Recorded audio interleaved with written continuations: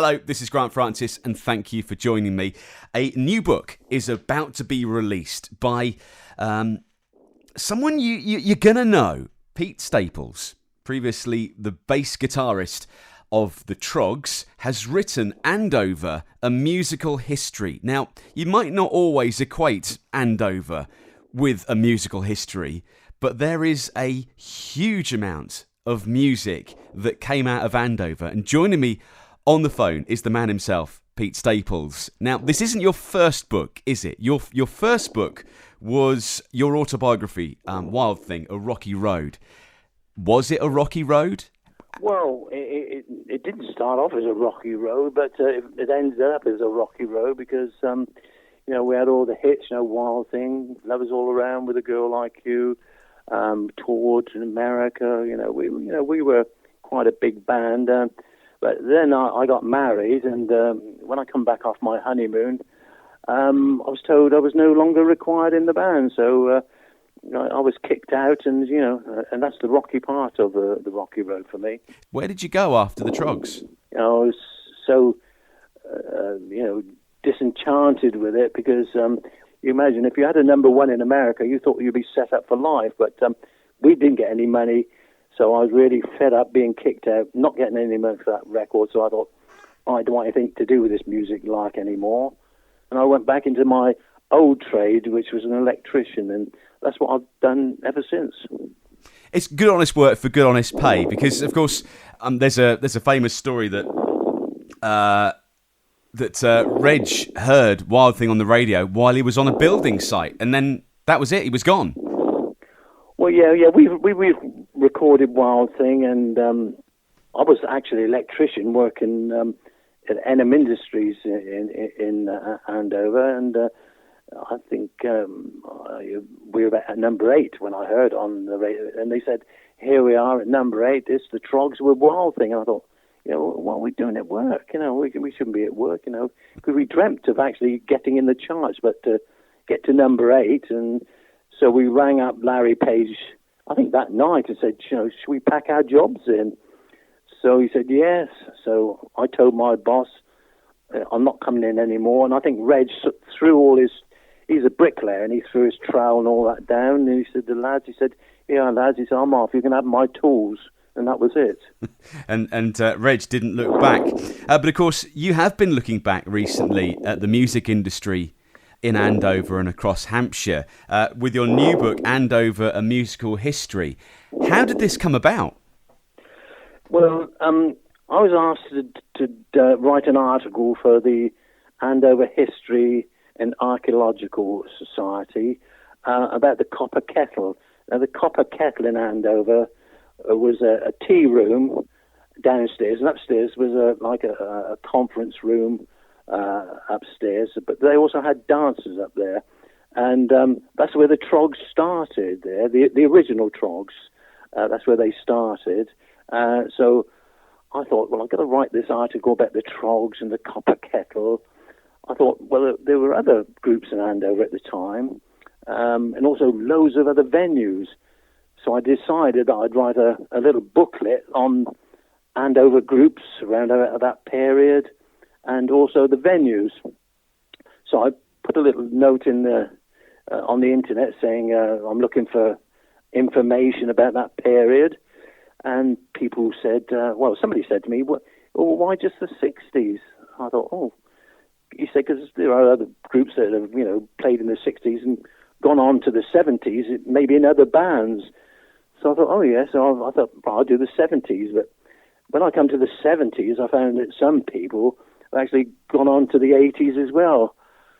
And then somebody said, well, a friend of mine was in a dance band, and somebody said, my friend, used to sing with a dance band, and we were in a skiffle group. So I then decided I would have to do the whole caboose.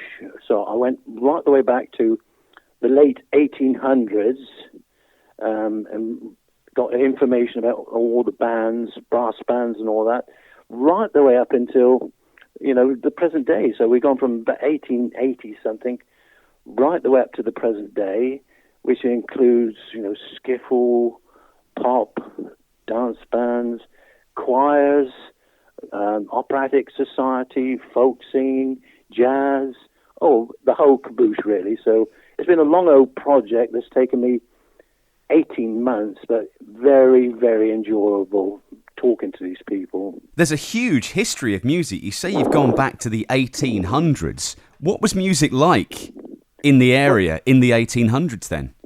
Well, that was mainly the old brass bands or the village bands, that sort of thing. And they usually played at the fetes or like the Salvation Army. I think the Salvation Army was the earliest one that I went back to, and they, of course, they used to play outside the Guildhall, and they used to march around. They used to do fetes and play Christmas carols, and so it was very interesting, to do all the research on these things.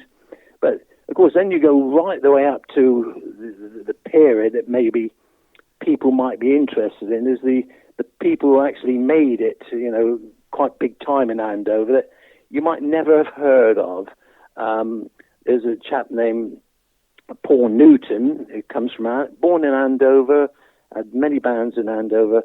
He went on to play with Uriah Heep, and he stayed with them through all their hits.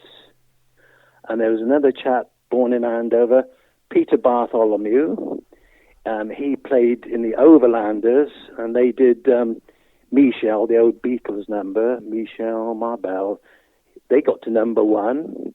Then there's Brendan Dunning. He had a hit. He got to number 14. He stayed there 14, about 5 weeks, I think, in the charts. And then, of course, there was a chap named Dave Glover. He's a bass player. I actually took over his job in a group in Andover years ago, but he went on to play bass guitar on Elton John's first two albums. So there's a lot of people in Andover there that... there is a big history of people that have come through and made it quite big in some of these huge names. But the book itself is not just about the people that have had chart success. It's about the small bands that used to go and entertain people at the Copper Kettle, at the working men's clubs, in Boscombe, in Tidworth, in all of these places across Hampshire and Wiltshire. Bands like Naughty Bucket, Crystal Clear, some of those smaller bands that did the covers, but with just as much enthusiasm. Oh yes, yeah. There's loads and loads of those there. Of course, I didn't know about any of these smaller. I call them smaller bands. I don't like to call them that, but the bands that I didn't know about because I moved away from Andover to Basingstoke. That's where I live now. But actually going round and getting information about these all these bands, it's been absolutely terrific. It really has. Talking to these. They're so eager or so pleased to get their names in a book, with all these other people. Of course, they just wish they'd got on and made a hit record and all that. But I guess it's like a bit of a club, isn't it? All of the bands of the past, they all knew each other. They all worked together. They all promoted each other's music and performances. And it's nice to relive some of those memories of what it used to be like, because I guess it's quite different now. Well, I don't actually know what the scene is so much nowadays, but all those names that you just mentioned, they're all in the book, and they tell us fantastic stories. There's one story of one group. I think they might have been punk band. I'm not quite sure. We actually had punk bands in Andover, believe it or not. They come down from London, with the overspill and all that. So there was punk bands there, and some of them used to record their own stuff in somebody's house. Their own cassettes, they were little cassettes. They used to and get the sleeves and draw their own sleeves out and print them, and then sell them to their mates. Which was absolutely brilliant. I love all that stuff. There's must be some really interesting and funny stories in the book about stuff that bands got up to, and the scene you didn't go to a nightclub and have a DJ playing records at you in the 60s and the 70s. It was all about live music, and live music's all about people. So there must be some, brilliant stories that you've uncovered. Oh yeah, all groups have got this. This is the marvelous thing with talking to these people. They're also eager to tell you their stories. The one that comes to mind is one chap who told me that they played at a nudist camp. I'd never played at a nudist camp, but he played at a nudist camp. Of course, they played with all their clothes on, but the whole audience was nudists. So there's those sort of there's stories like that. There's another one that somebody who was a drummer, and in the last war, he went to France and he took his drums over there. He was a driver mechanic, and then he played drums of an evening to the soldiers and all that. And he came back to this country after the war, but he was so upset because he couldn't bring his drums back home with him. So all these lovely, lovely stories I get. Now, the book itself is released this weekend. You've got a special launch event for it. Tell me about that. Yeah, we got a special launch date, which is this coming Saturday, the 27th. It's at the Salvation Army Hall in Andover, in Winchester Road. Of course, all the people that I mentioned that actually made it quite big in Andover, like the Troggs, Uriah Heep, and all those people, they're all going to be there. And also the people that just played their music in Andover, they're all going to be there. I'm so pleased that they're all going to be there.